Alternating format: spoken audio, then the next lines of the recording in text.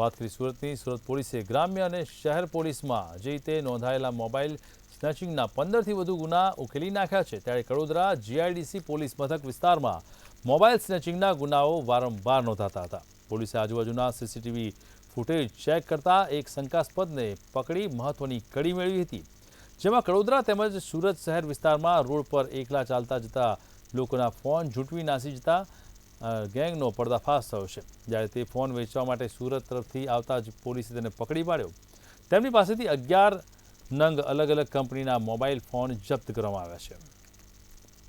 હાલ મૂળ આરેણા માંગરોળનો રહેવાસી છે. બંનેની ધરપકડ કરી અને 15 જેટલા મોબાઈલ તથા એમની પાસે રહેલી મોટરસાઇકલ કબજે કરેલી છે.